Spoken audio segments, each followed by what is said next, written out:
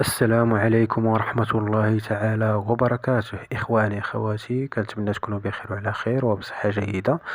اليوم خبر يهم جميع المترشحين والمترشحات الذين كانوا سبقوا إيداع ملفاتهم لمباريات ضباط الصف القوات المسلحة الملكية.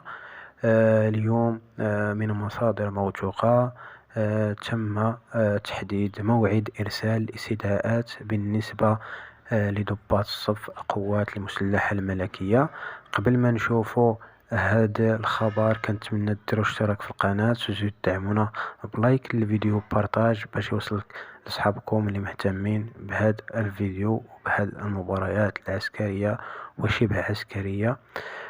كما كتشوفوا اليوم تم تحديد موعد إرسال استدعاءات بالنسبة لضباط الصف لاجتياز الاختبار الطبي والبسيكوتقني لمباراة ضباط الصف، وهو في شهر 7 يوليوز من الأسبوع الأول، ابتداء مباشرة بعد العيد الأضحى. سوف يتم إرسال الاستدعاءات عن طريق البريد الإلكتروني، لهذا يجب أن تكون متنبها بخصوص الرسائل على البريد الإلكتروني.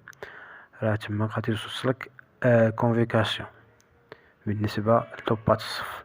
هنا نكون أنهينا الفيديو، وما تنسوش تشاركوا معنا في القناة وتدعمونا بلايك للفيديو وبارطاج باش يوصل كل جديد بخصوص أي مباراة مقبلة، وبالتوفيق للجميع إن شاء الله.